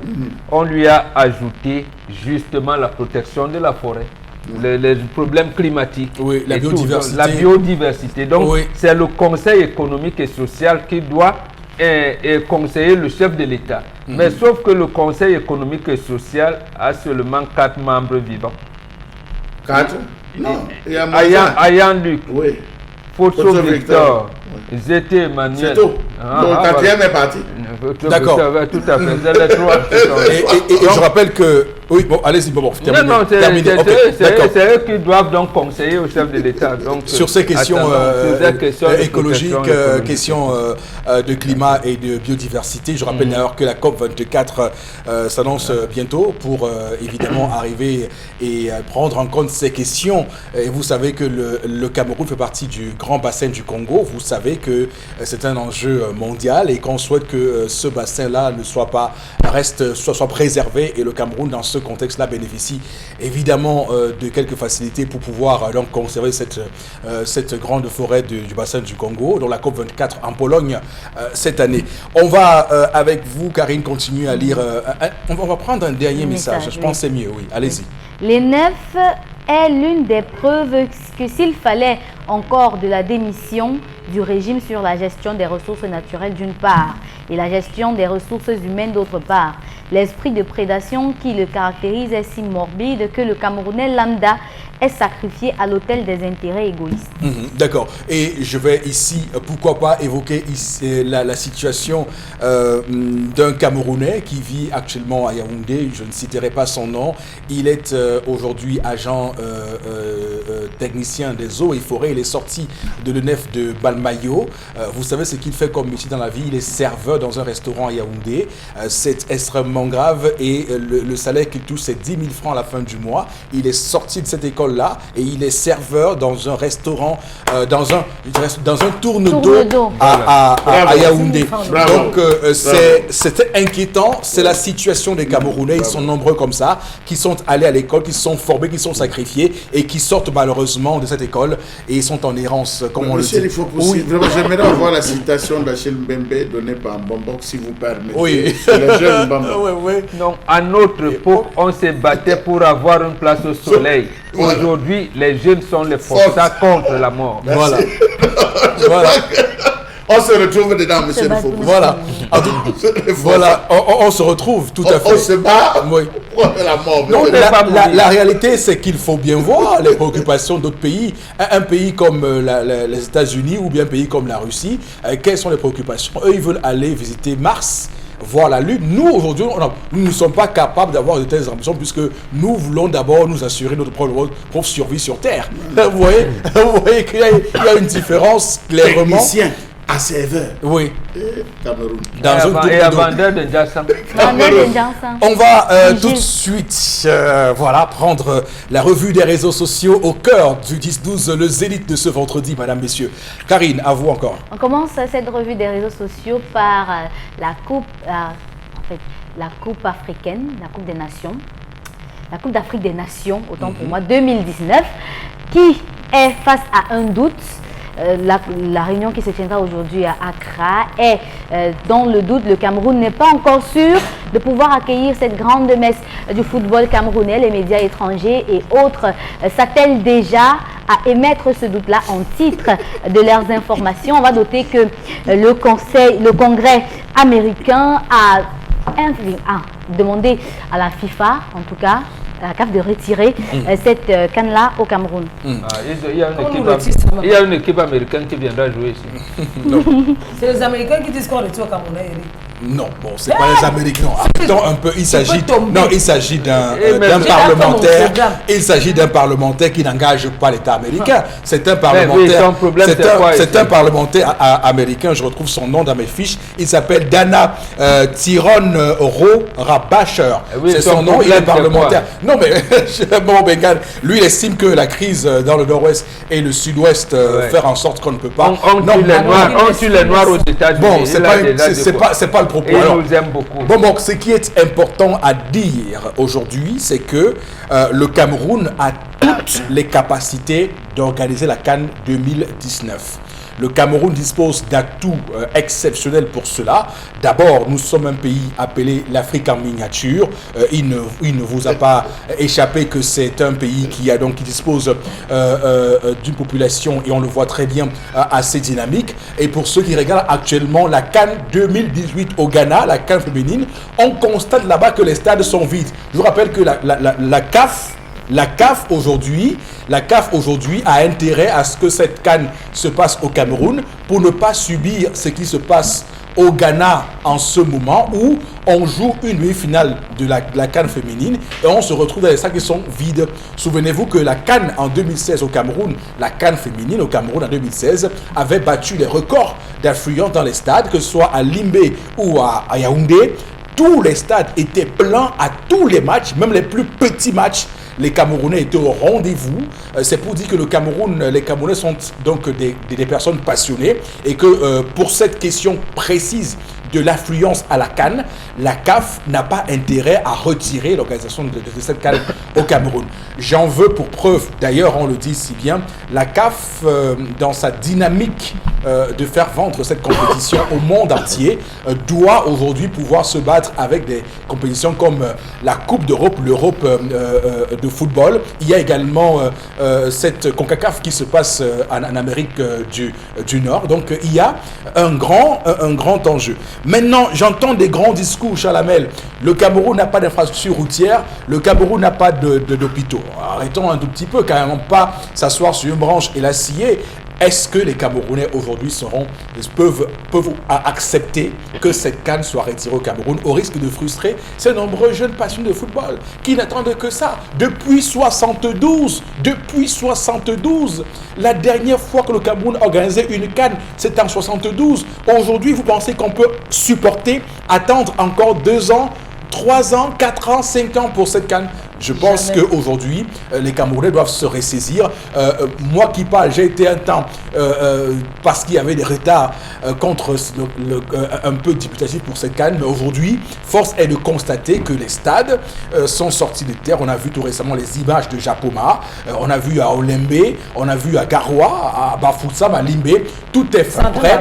Pour ce qui concerne, les gens se plaignent par rapport aux routes. Pour ce qui concerne les routes, je rappelle qu'actuellement, il y a un vaste travail qui est fait. Il faut aller lire cette loi de finances 2019 pour voir qu'il y a bien une ligne budgétaire qui est prévue pour l'aménagement de toutes ces routes-là qui vont se faire rapidement. Donc, il n'y a pas d'inquiétude à se faire. La CAF n'a pas à s'inquiéter pour ce qui est du Cameroun. En tout cas, le président Paul Biya l'a dit de manière ferme, le Cameroun sera prêt aujourd'hui. On est allé ailleurs en Afrique. On a bien vu que dans des pays comme, je prends l'exemple de l'Angola qui est organisé en 2013, l'Angola a été prête. Pour la CAN 2013, c'était à la veille de la compétition. Il y avait encore à la veille de la compétition des ouvriers qui faisaient les peintures dans les stades. J'ai vu qui faisaient des peintures. Donc c'est pour vous dire que le Cameroun, heureusement, n'est pas dans cette configuration. Le Cameroun a déjà ses stades qui vont être prêts bientôt. Tout est fin prêt pour cette CAN. Alors, on va, Chalamel, commencer par vous sur cette CAN. Je rappelle que vous avez été, dans un premier temps, on va dire clairement, l'un des visages...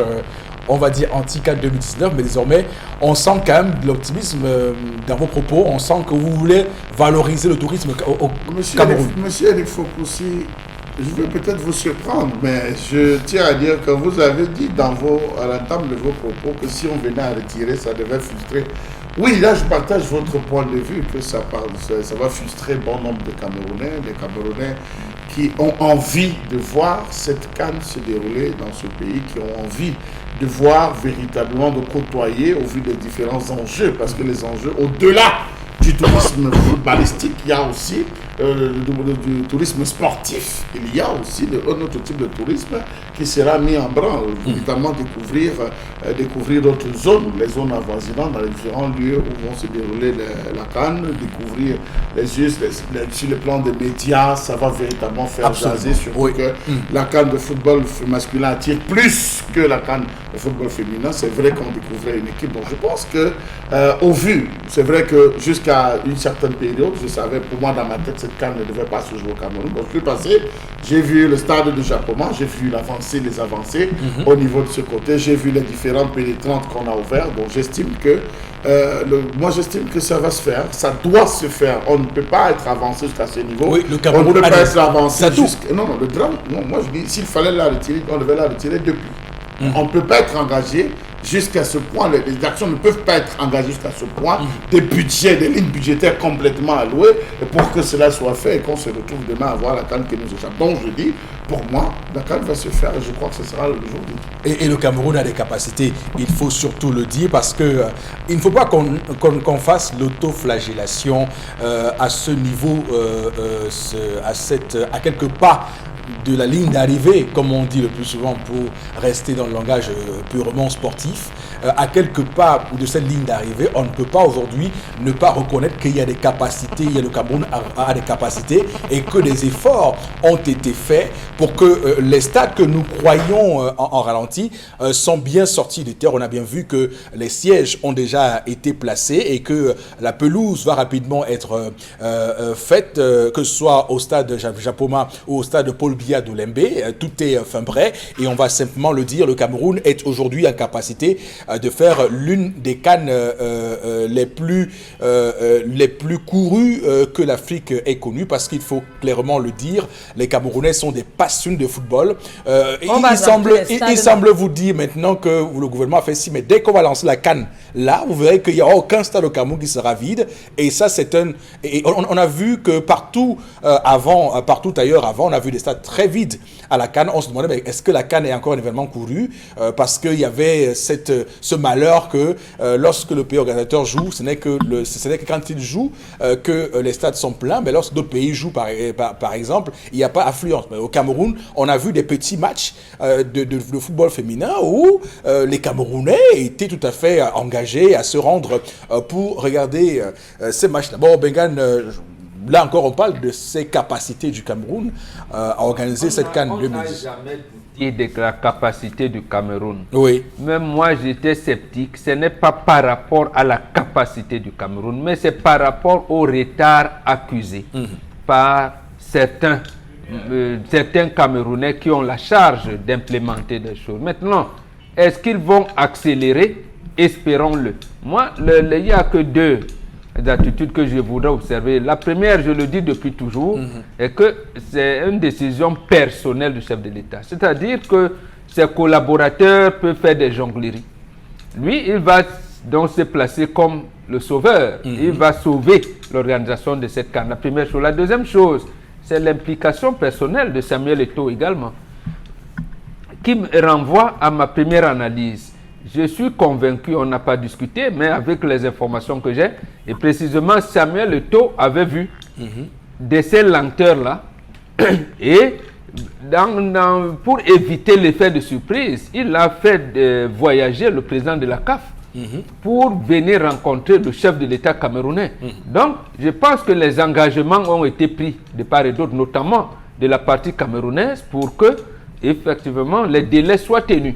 Parce que comme vous dites également, il faut bien qu'on finisse ces stades-là. Tout à fait. Et parce qu'en 72, c'est ce qu'on ne dit pas, on n'avait pas terminé les stades. Ne vous trompez pas, moi j'étais là. Mais au moins qu'on finisse ces stades-là, ça va ajouter d'autres orientations aujourd'hui. Les hôpitaux auront un équipement adéquat, les infrastructures routières aussi.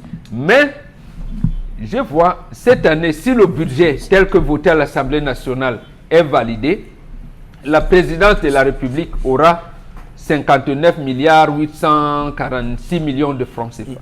Ça veut dire que pour éponger ce budget, on devra dépenser 1 milliard 150 millions par semaine. Ça veut dire que le président de la République a les moyens dans les trois orientations qui encadrent son budget, par exemple la formulation et coordination de l'action présidentielle. Parce que là, c'est une action présidentielle. On voit donc que il aura des moyens financiers pour faire tout ce qu'il y a à faire. Donc, combler ce qu'il y a sur le plan. C'est un atout aussi pour la CAF que de voir un président de la République s'impliquer personnellement dans une compétition qu'elle organise. Donc là, c'est aussi un point à ne pas négliger. Il faut dire que c'est ce soir à 17h qu'on aura la confirmation que le Cameroun va bel et bien organiser la CAN et qu'au final, il n'y aura plus... Le président de la CAF nous avait dit qu'il n'existe pas de plan B.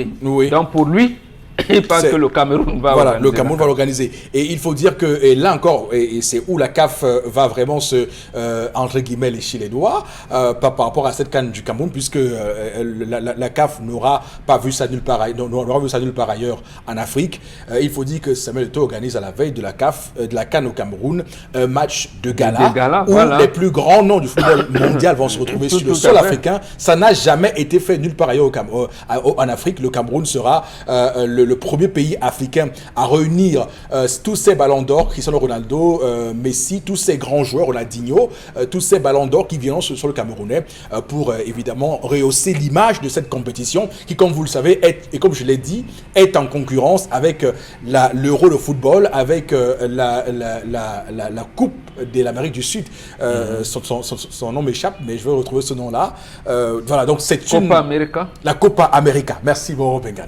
On va prendre également l'avis de tendance sur cette question de l'organisation de la CAN par le Cameroun en 2019. Papa, tu dis que c'est quel blanc qui a parlé? Son nom est même d'abord dur à prononcer. Avant de lancer ton caillou, l'oiseau a vu. Dana Tiron. Monsieur Dana Tiron, oui. Tu ne peux pas te moquer de Samuel Eto'o. Te moquer de son excellence qui est le président de mon pays. Son excellence, Papa Paul Biya. Te moquer des Camerounais, on attend ça avec la rage. Tu dis qu'on risque de nous enlever, c'est une façon de nous déstabiliser. Tu as menti. Je connais ce que je vais préparer le jour là. Et le soir à 17h, on attend le verdict. Dans mon français que je voulais finir. Bien sûr. Que je voulais parler en 2019. Donc, on a donné la date qu'on va livrer les stades. Et les stades sont là, ok. Ça avance. Oui, au départ, on a eu les difficultés. Les gars se plaignaient que les salaires ne passaient pas. Mais maintenant, le problème est résolu. Pourquoi vous voulez tout faire rentrer les gens en arrière?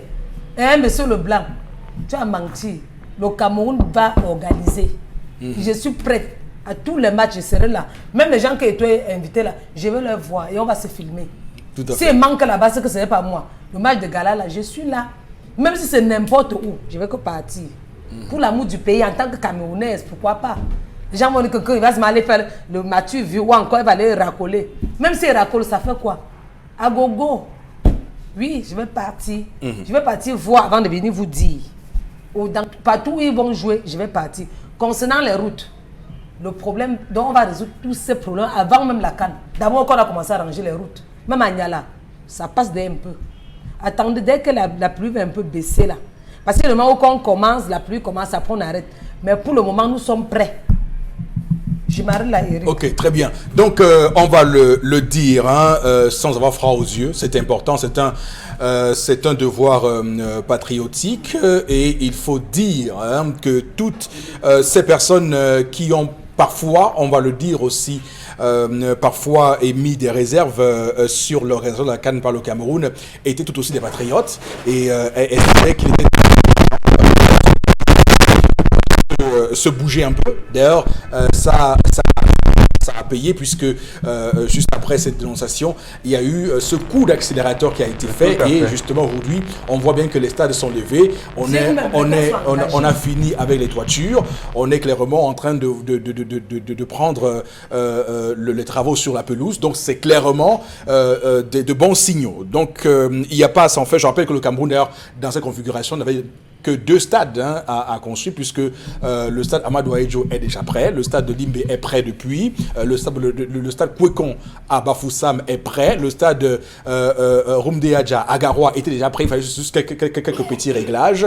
Et pour ce qui est des stades d'entraînement, on voit très bien que tous les stades sont en train de se faire. Papa Pelépé ici à Douala, le stade de Bonamoussadi, et la réunification également, tout est, on va le dire, au beau fixe. Et puis tout récemment, on a reparti les différentes poules. Et il faut dire que le Cameroun, d'ailleurs, va en sortir très grandi parce que c'est la première CAN à 24 équipes. Jamais avant, on avait organisé des CAN à 24 équipes. Donc, on est parti de 16 à 24 équipes. Donc, c'est la première fois qu'on fait une CAN à 24 équipes. Et le Cameroun a l'honneur de recevoir une telle CAN. Jamais, aucun pays ne l'avait fait avant tout cela. Tous les pays comme la Guinée équatoriale, le Gabon, avaient fait des CAN avec 2 villes simplement. Le Cameroun est aujourd'hui à 4 villes mobilisées. C'est 4 seulement, c'est 5 villes mobilisées. 5 villes mobilisées pour cette compétition. Donc, Douala, Yaoundé, Bafoussam, Garoua et Limbé, 5 villes. Ça ne sait. Et 6 sites, voilà, parce que Yaoundé a 2 poules à accueillir, donc 2 stades qui va accueillir la compétition, les matchs officiels. Donc c'est important de le dire, le Cameroun va faire une CAN qui n'a jamais été faite ailleurs. Il donc comme ça nous détruire. Voilà. Vous mentez, cher Blanc, vous n'allez pas nous détruire. Donc voilà ce qu'il fallait dire sur ce dossier. On va poursuivre et d'ailleurs, je rappelle, puisque c'est important sur la question sécuritaire, puisque on a attaqué le Cameroun sur la question sécuritaire, je rappelle que sur la question sécuritaire, pour ce qui est des villes de Bafoussam, Yaoundé, Garoua et autres, il n'y a pas de souci à se faire. Et Limbé est aujourd'hui l'une des villes les moins... Vous avez pris l'exemple de l'Angola. Oui. Voilà, le bus du Togo avait été pris en partie par les rebelles de Kabinda, mais ça n'a pas interdit l'organisation de la CAN. Tout à fait. En 98, en France, on avait tué un préfet, je pense. Oui, mais cela n'avait pas empêché l'organisation de la Coupe du Monde en France. Donc, je pense que là également... Aussi, tout récemment, il y avait les Tchétchènes qui continuent à faire la guerre, mais ça n'a empêché la Russie d'organiser une belle Coupe du Monde. Les 2 sites retenus à Limbé et à Beya pour le stade d'entraînement et les hôtels, je pense que pour le moment, on ne peut pas s'inquiéter des problèmes sécuritaires. En tout cas, le Cameroun est le pays qui a le pire. Donc, rassurez-vous pour cette question-là. Il n'y a pas à s'en faire. On va tout de suite, avec vous, Karine Sontia, passer à autre chose. Les maires du Cameroun se préparent à lancer un mouvement de grève. Ils dénoncent les retards de salaire et l'engagement budgétaire de l'État. On rappelle que les personnels de plusieurs mairies accusent jusqu'à ce jour des arriérés de salaire allant à 7 mois. Et sur la toile, on a retrouvé une demande d'action collective signée par le maire de Loum, dans laquelle on relève bien des ardages bien connus de chez nous. C'est la patate qui avait accepté qu'on la mange crue, car c'est impossible avec le macabou. Alors, Chalamel, c'est vous qui êtes le spécialiste des questions liées aux agents communaux et aux communes du Cameroun. Je peux d'ailleurs m'avancer et dire que c'est peut-être grâce à vous qu'on voit cette action du maire de Loum qui appelle donc les agents communaux et les mairies à se mobiliser, puisque vous avez d'ailleurs brillamment sorti une colère sur la gestion des centimes additionnels communaux qui, comme vous le savez, est en grande partie donc responsable de cette misère de ces communes où on a près de 10 mois sans salaire. Vous imaginez qu'une commune qui n'arrive pas à payer ses salaires, comment va-t-elle faire pour mettre en branle ses projets de construction? Monsieur Eric Fopoussi, pour ceux des maires qui véritablement travaillent au développement de leur commune, oui, ils ont le droit. Mais pour ceux des maires qui se retrouvent à consommer, à bouffer l'argent, parce qu'il y a des maires pilleurs. Vous faites une distinction entre ces maires? Oui, je fais une distinction, parce que là, il ne l'a pas fait. Il y a des maires qui travaillent véritablement pour leur commune et qui ont la reconnaissance, non seulement des agents communaux, mais aussi, monsieur Eric Fopoussi. Mais il y a des maires qui ne foutent absolument rien, qui ne prennent leur argent que pour construire des maisons entre Yaoundé, Douala, leur village et peut-être l'air des gens. Ils sont nombreux, ces maires. Ce sont eux qu'il faut dénoncer. Ce sont eux qu'il faudrait désormais qu'on mette au pilori. Parce qu'il y a de mauvais maires aujourd'hui, monsieur Eric Fopoussi, je vais vous le dire. Je crois, monsieur Eric Fopoussi, et je le dis, je profite de l'occasion pour demander au président de la République d'envoyer désormais les projecteurs sur la région de l'Est Cameroun. Parce que cette région, pendant longtemps, est restée oubliée. On a cru qu'il n'y avait rien, monsieur Eric Fopoussi. La fortune de nombreux individus, je parle pas, je dis de nombreux individus qui sont frottés aux actions communales, vient de ceci qu'ils empochaient l'argent au lieu de les reverser. Donc, le personnel communal souffre de 2 ans. C'est-à-dire le fait pour eux de ne pas avoir les centimes additionnels communaux. On sait comment ça se gère. Il faudrait que le chef de l'État soit regardant, que le ministre des Finances soit regardant et qu'on essaie de mettre une forte pression sur les délégués de gouvernement pour voir pourquoi et comment est-ce que cet argent va être utilisé. Et de l'autre côté, qu'on regarde la gestion des maires, monsieur Fopoussi. La mairie, il y a plusieurs mairies, on va revenir dessus. Il y a plusieurs mairies, monsieur Fopoussi, où des maires ont géré pendant des années, des années. Je profite pour saluer le plus vieux maire du Cameroun. Le plus vieux maire du Cameroun, il est à Mora. Il gère depuis l'époque d'Aïdjo. On n'a jamais destitué comme maire. Alors, il n'a pas été destitué. Je dis, on n'a jamais enlevé. Si vous voulez. C'est une élection. Voilà. Vous savez, moi dans le principe de décentralisation, je vois qu'il faut destituer à des moments ces personnes. Même en France, le maire de Marseille en France est à près de 60 ans. Le maire de Montpellier a près de 50 ans. Oui, donc il n'y a pas... Avant de mourir. Oh, tout à fait. Alors, Bengan, comment vous appréciez cette initiative du maire de Loum?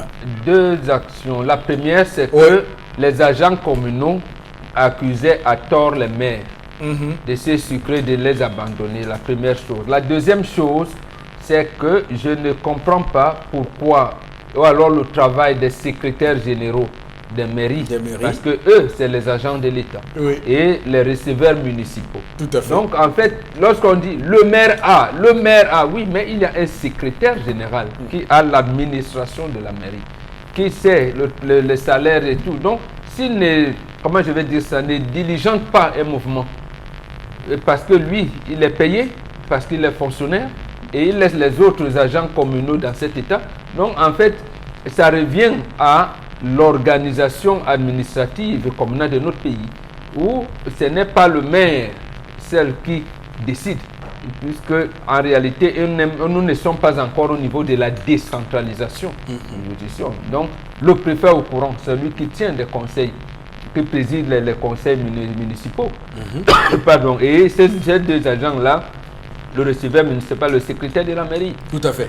Donc, mais pourquoi on impute tout au maire? Au maire, d'accord, c'est compris. On va terminer avec vous, Karine Sontia. Aujourd'hui, on célèbre la mort du tout premier président camerounais Amadou Ahidjo, tout premier président de la République du Cameroun. Le 30 novembre 1989, il nous a quittés d'une crise cardiaque à Dakar au Sénégal.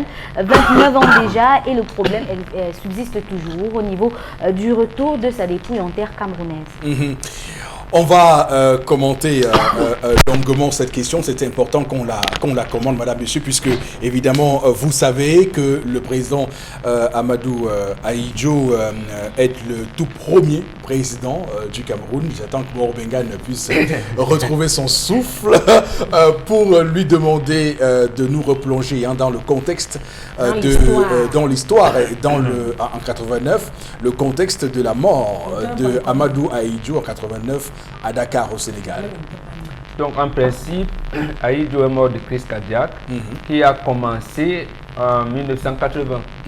Donc c'est la migraine qu'il souffrait en 82 qui l'a contraint à la démission malgré l'appel de ses proches collaborateurs. Tout à fait. Donc c'est sûrement la suite de cette migraine-là qu'il a amenée, mais il a pu résister quand même quelques 7 ans. 7 ans, oui, puisque oui, 7 ans après son départ du pouvoir. Après, voilà. Mais comme sort de l'histoire, il quitte le pouvoir début novembre, il meurt fin novembre, mais bon. Ça veut dire quoi? Bon, ça je veut n'en sais dire rien. Bah, dites-nous quelle est la Toujours que signification. c'est vrai, ce n'était pas la même année, mais Oui. il a quand même quitté le pouvoir en début novembre et il meurt à la fin de ce même mois. Oui. Mais il quitte le pouvoir à 58 ans, il décède à 65 ans.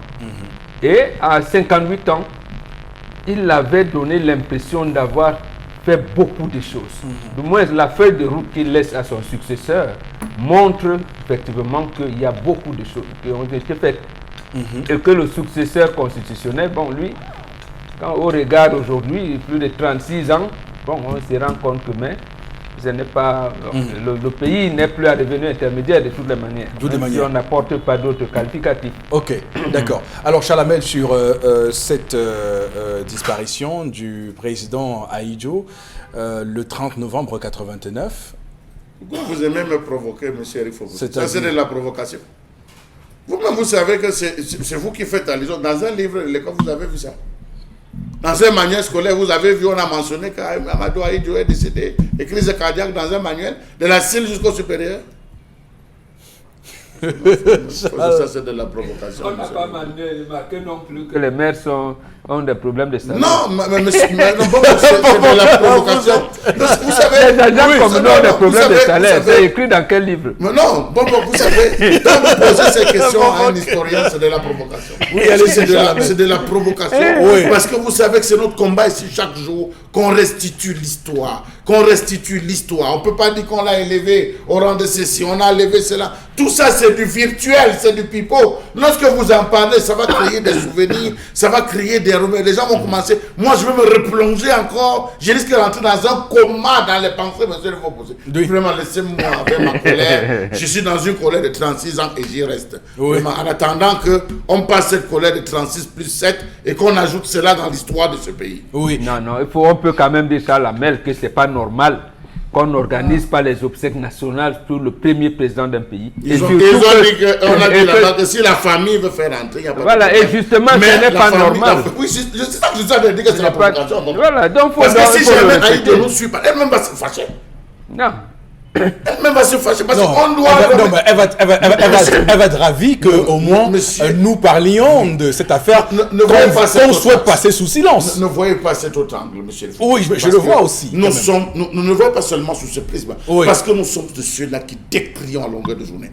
On a parlé de René Djamafan, on a parlé de l'hymne national, on a parlé de Douala Mangabel, on est revenu sur le nationaliste qu'on avait tué, la Kenya. Non, Kenya, c'était Kenya. Je sais plus. Abel Kingé. Abel Kingé. Oui, on a soulevé, on a débattu de ça ici. Le Panthéon devait être élevé pour ces différentes personnes. Mais monsieur le Faux-Poussi, on a l'impression que nous prêchons dans le vide. C'est pas comme ça qu'on devait parler d'Amadou Ahidjo. C'est pas comme ça qu'on devait parler d'Amadou Ahidjo. La majeure partie des stades qui portaient son nom sont en train de disparaître. La majeure partie des rues qui portaient son nom sont en train de disparaître. Mais voilà le drame de l'Afrique. Je risque même de faire une colère, monsieur. C'est des choses qui mettent vraiment en colère dans un pays. Où on dit qu'on a un ministère du patrimoine, on a un ministère du tourisme, on a un ministère qui est censé revaloriser, que rien ne soit fait. C'est plutôt les étrangers. Non, Martin Luther qui nous conseille de ne pas se taire sur des choses graves. Donc, il faut qu'on en parle. Il faut qu'on en parle parce que ça mérite qu'on en parle. Voilà. Le corps d'Amadou Ahidjo n'appartient pas à Germaine Ahidjo. Il n'appartient même pas à sa famille. Oui. C'est l'État du Cameroun. C'est à l'État du Cameroun de s'occuper de cela. Oui, d'autorité d'ailleurs. Voilà, comme l'État du Cameroun refuse, il faut donc que le citoyen que moi je suis, je m'en offusque. Moi, je m'en offusque. Germaine Aïdjo a choqué il n'y a pas longtemps. Il y a pas 3-4 mois, elle a fait une crise. On a tapé les mains pour dire qu'il faudrait qu'on la prenne en charge. Est-ce qu'elle jouit d'un statut? On a dit qu'elle ne jouit d'aucun statut. Mais quand même, on est dans un pays, monsieur, il faut pas donner les nerfs aux gens. Il faut donc parler jusqu'à ce qu'on trouve un D'accord, statut. ok, merci. C'est tout pour cette revue des réseaux sociaux, madame, monsieur. Grande pensée et grand hommage au premier président de la République du Cameroun, Amadou Ahidjo. Donc, on va se rappeler quand même qu'il est aussi important que nos dirigeants comprennent cela. Déjà, il y a des grands scores qui sont faits, des grands paris qui sont lancés. Beaucoup disent que ce n'est pas sous le renouveau que ce corps-là reviendra, que cette dépouille reviendra au Cameroun. C'est un pari qui est lancé. J'ose croire que nos dirigeants nous feront mentir ce pari-là et que, évidemment, dans les jours et les années à venir, il y aura une vraie initiative en direction de cette question. On est tous contents de voir comment cette grande statue de Abraham Lincoln aux États-Unis, au mémorial Abraham Lincoln aux États-Unis, et voir la majestuosité de ce grand monument dédié à l'ancien président américain. On pourrait aussi, pourquoi pas, imaginer un mémorial Amadou Ahidjo à Yaoundé, comme ça, pourquoi pas commencer à y penser. Oui. Pour le couple, pour les Chantal, au niveau de IPD, on est en train de monter un monument gigantesque de ce côté, monsieur il faut pousser. D'accord. Donc, il faut dire que ça, on le pense, c'est notre souhait, mais... Voilà, on va tout de suite... Sa résidence à Garoua, vous avez vu l'état de sa résidence? Oui, Je peux vous amener les photos de sa résidence, de la résidence du premier président de ce pays. Vous allez voir, il n'y a aucune différence entre sa résidence et la résidence de Mobutu aujourd'hui. Non, mais il faut dire les choses comme elles doivent être dites, monsieur il faut pousser. Il y a un travail qui doit être fait dans ce pays, mon Dieu. Attendez, il y a des choses qui doivent être faites, monsieur il faut pousser. On ne peut pas laisser l'histoire d'un pays s'arrêter comme ça, déchirer volontairement les pages de l'histoire d'un pays. Quand même, il faut respecter. Ceux qui le font aujourd'hui oublient que demain ils vont partir. Il y aura d'autres qui devront maculer l'histoire, qui devront rappeler l'histoire. Parce que l'histoire, il y a deux choses. Il y a les hommes qui la font et il y a les hommes qui la racontent. Il faut savoir où on se situe. D'accord. Merci Charles Hamel. Madame, messieurs, l'émission se poursuit sur cette colère de Charles Hamel. Autre colère d'ailleurs, pas la seule colère d'aujourd'hui, de Charles Hamel avec interpellation. Peut-être là encore d'une colère à une autre. À tout de suite.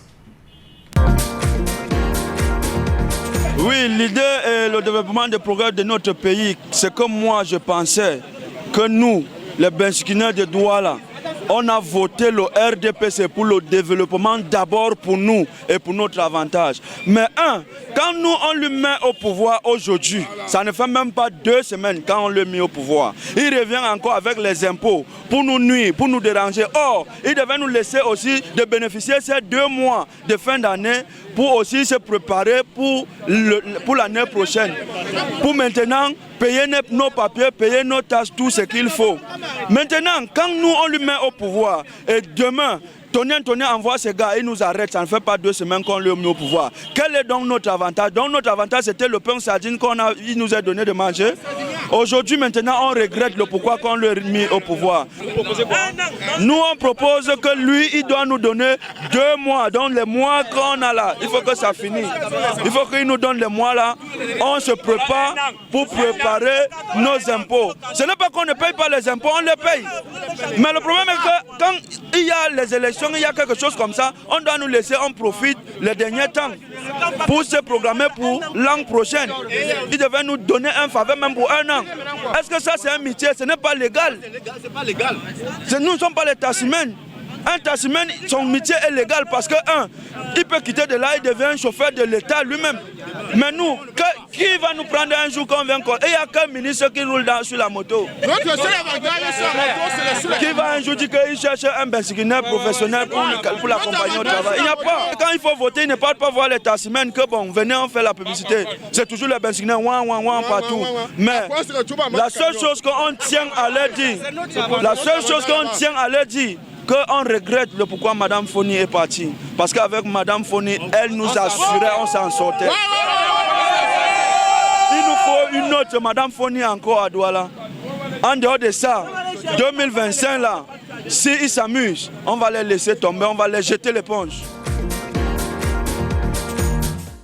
Voilà, Charles Hamel, je vous disais en colère. Et pensant qu'on sortirait de votre colère, pour notre colère à interpellation, mais là on est plutôt en face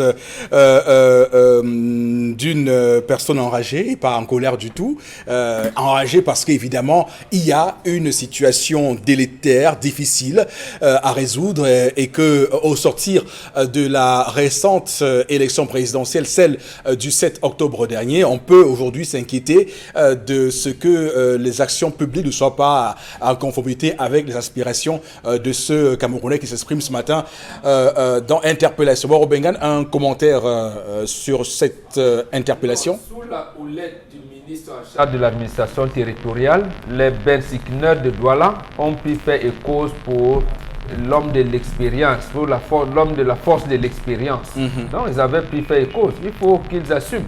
Moi, ce que je voudrais dire, je ne sais pas ce qu'ils pensaient, c'est qu'on leur dise que cette année, ils ne vont plus payer l'impôt libératoire, ou bien qu'on allait baisser, je n'en sais rien. Qu'est-ce qui s'était promis? Je n'en sais rien. Mais au moins, qu'ils se rendent compte qu'ils doivent payer l'impôt libératoire et qu'on est en train de les harceler, nous sommes à la fin de l'année. L'impôt libératoire pour cette catégorie d'activité, je pense, c'est 40 000. Et c'est sectionné en 4. En tout cas, on leur avait promis des permis de conduire, 10 000 permis de conduire et 10 000 polices d'assurance. Donc on peut aujourd'hui se demander... Oui, mais c'était assujetti au fait qu'il devait être enregistré quelque part. Oui. La moto doit être immatriculée. Voilà, donc oui, vous voulez dire quelque chose? Cette promesse-là, c'est Ketchanga. Oui, c'est Ketchanga, bien sûr. C'est Ketchanga qui avait promis ça. Oui, oui. L'autre, c'est pour ça que je rejoins mon box. Ça, c'est lui qui avait dit que s'il gagne, oui, vous avez 10 000, vous avez des assurances et tout. Donc il faut qu'il réalise. Ça doit réaliser. Oui, le député. Non, mais maintenant, oui. L'autre ministre avait dit que non, on va revoir les conditions, votre traitement, on va réaménager, vous allez avoir une place de choix. Voilà l'expression qu'il avait dit au parcours Vita, où on avait vu des milliers de policiers rassemblés pour la circonstance. Tous les commissaires divisionnaires, tout rassemblés pour pouvoir encadrer. Cela alors que pour les autres partis, on n'avait pas déployé des gens un maximum d'efforts. Il a dit, vous aurez une place de choix. Alors qu'il respecte, même si quelque part, Famen nous avait dit, gagner les élections ne se résume pas à présenter des bilans, mais plutôt dans la capacité de séduire.